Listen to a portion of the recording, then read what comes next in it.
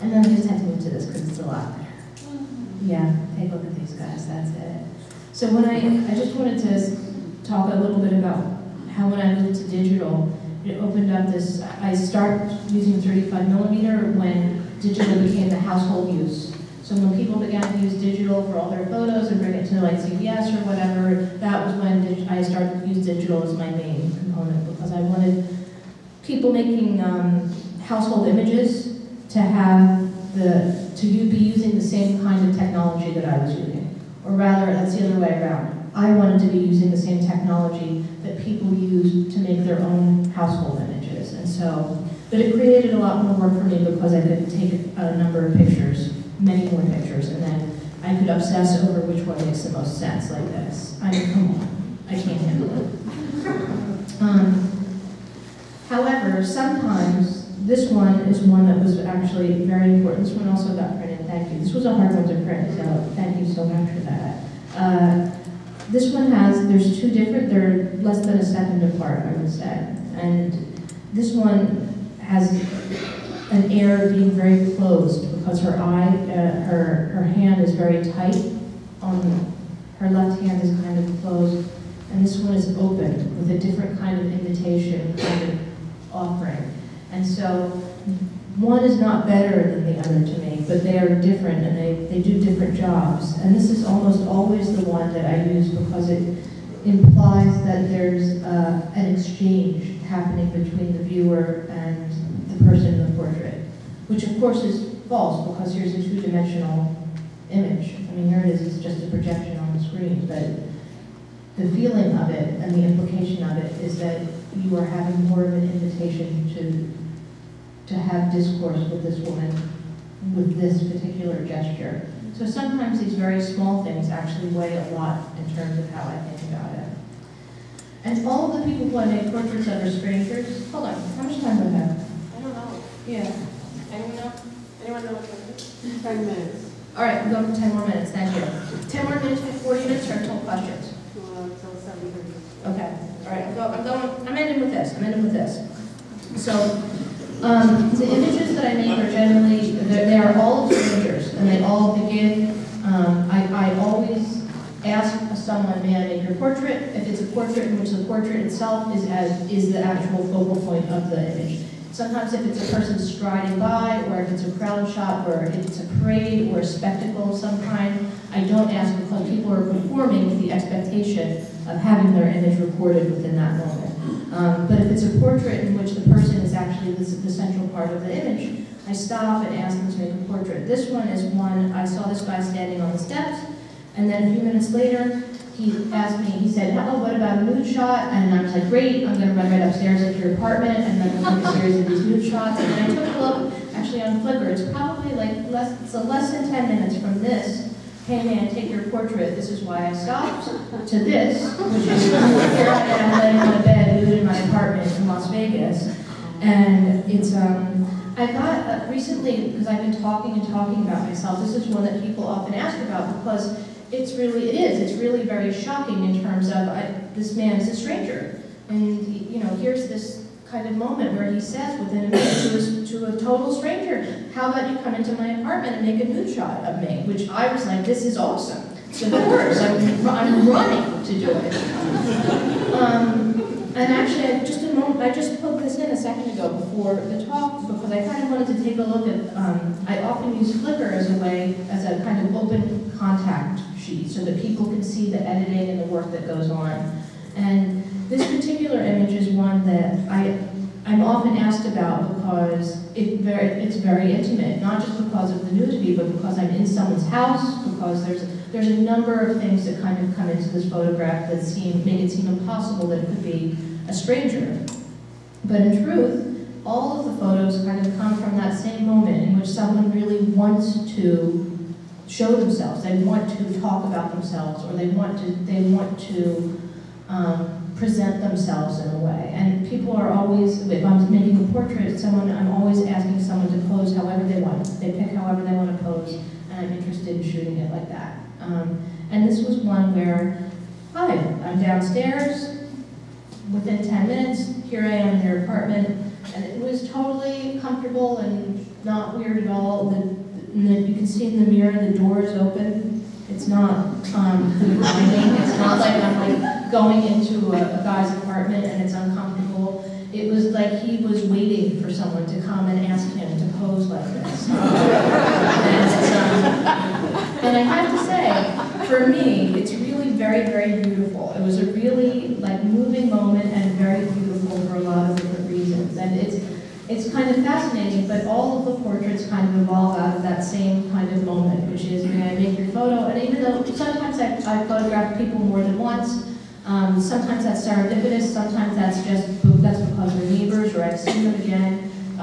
One or two people are people who I've kept in touch with and photographed in the past, but generally it's just this shot and that's the end of it. And sometimes I'm fortunate enough to get this odalisque, which is a pleasure. So I think that's it. I have like 20 billion other things I could be talking about. Oh, this is really important. This is the last thing, and then that's it. Okay, get ready, because I know that it's time for camera talk, which is often the question. Here's all the cameras I use. Get ready.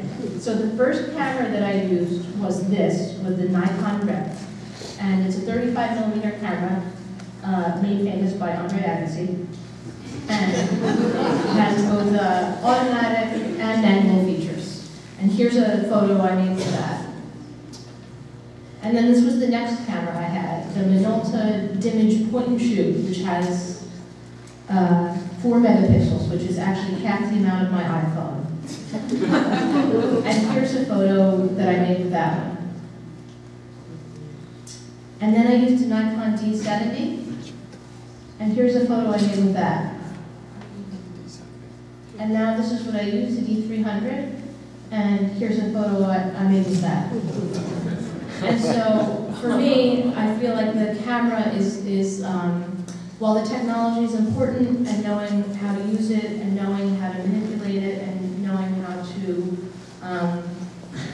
how to use it as a tool is very important. It is less important, the technology is much less important to me than the idea of the actual crafting of the image. So that's how it rolls. There you go. That's it. Okay.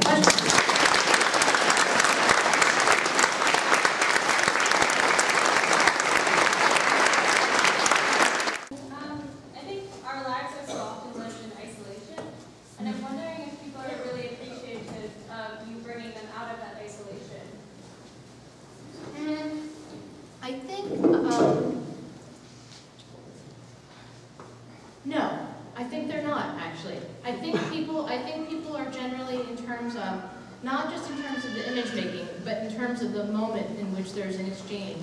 I think that that's, for me, often the more valuable part, and that the idea of isolation is, I think that most of the people, because I don't have an exchange with them following, I'm not 100% sure as to their feelings when the work is being presented and what they think about it. But for the people who I do keep in touch with, they don't feel isolated. And generally the people who I kind of have an exchange with are people who are interested and actively engaged in having an exchange. And for the most part, that means lack of isolation. That means somebody who is often gregarious, even if they are introverted. They are someone who does not feel isolated, but wants to have that kind of human exchange. So I think not so isolated, but rather appreciative of the kind of human exchange. And many who I've kept in touch with have been interested in, I should say many people, not just about places, but many people have been interested in the continuation of the image moving forward, and they're very pleased with that.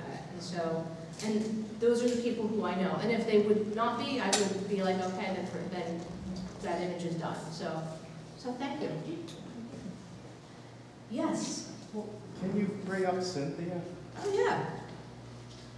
I can bring up Cynthia. I could bring up Cynthia Crop time and time again. How about that? I'm curious why you shot that and what made you think it was a fine artwork. I don't know why I can't move to Cynthia. My God, what is going on? All right, we'll get ready, because I'm going to tell you why Cynthia. So Cynthia there's several different things that are happening with Cynthia. One of the things is that Cynthia's 5th grade graduation. And one of the things is that Cynthia had kind of an expression that was a little bit older than her age. She had a presentation of self that was very commanding, and that's why I was interested in shooting her. That's why I was interested in taking a photo. She was also there with her mom and with her aunt, and they were leaving graduation at the same time.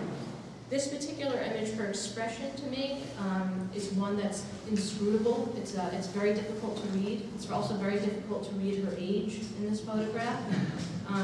She's not being precocious. It's not precious in a way. This image also has a number of different formal components. One is there's this kind of palm that's in the background. That's that tree, which is a very distinct city tree that comes from China. That's important.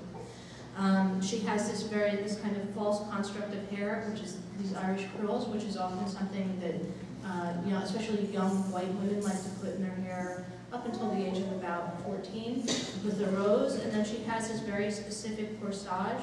And so there's this kind of movement of these 3 tufts that move kind of about, each with a different sense of presentation itself. And she herself has kind of an expression that's both serious and a little bit concerned, but not necessarily an aggressive presentation. And so the reason why I chose Cynthia as an image to show moving forward is one, because I think all of these work together to kind of indicate an idea of being in the world, and yet there's a great confusion as to both who this person is, what her presentation is, why she's presenting herself like this, and then a connection between the physical application she has for herself, and the environmental. So those are all the reasons why. Yeah, and I could keep going on and on with Cynthia. Cynthia only was in 95 for a very brief time, for 1 year, and she really made it, the way that she kind of stopped someone's movement around the pillars meant that she had to be taken out, even though I felt it was a very strong photo, because I needed to be able to have kind of a seamless movement from one to the next, and she was one that held you up too much. And crazy, but yeah. Thank you. Yes? I wonder, what photographic traditions do you see yourself relating to or coming out of, and who might your photographic heroes be? I'm very interested, for the most part, primarily in the history of photography, and the idea of photography kind of moving forward still as a new art. But I'm very, very interested in talking specifically about specific moments in photography, and often that includes specific photographers. So let me see if I can find some really good example here. That's how I like to go with my PowerPoint. Non-stop good examples.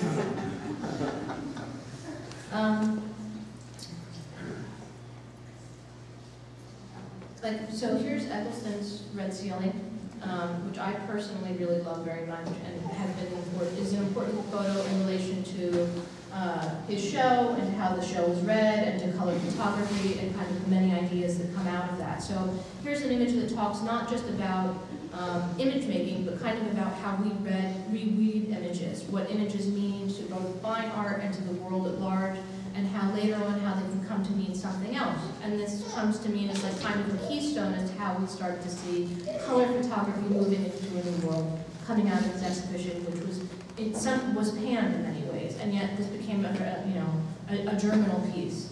So, and also one that talks very much about the production of the image, one that it's very important to see in real life in relation to Eccleston. So, in America, in the first book, I specifically made an image that talked about kind of the idea of moving forward with that, and it was this, which is Red Ceiling, which is a reflection of a ceiling in Atlantic City, where it's a ceiling tile and a mirror, and then it's red on the side. And then in the exhibition at the PMA, there's one that's the inverse. It's the color reverse of the red ceiling. And so it's very important to me to reference not just specific photographers, but specific moments in art history, especially in photography, and to talk about that. So I have a whole number of photographic interests, but it's wide-ranging, and there's not one specific piece that kind of comes to mind. Like this one is Louis Ball's Sausalito, which is one I'm very interested in new topographics and the way that new topographics became very important later on, and the idea of this image making. And then this image is very specific in relation to it, which is not just about the deconstruction of it, but the idea that there's a kind of an ongoing tradition of the use of this landscape.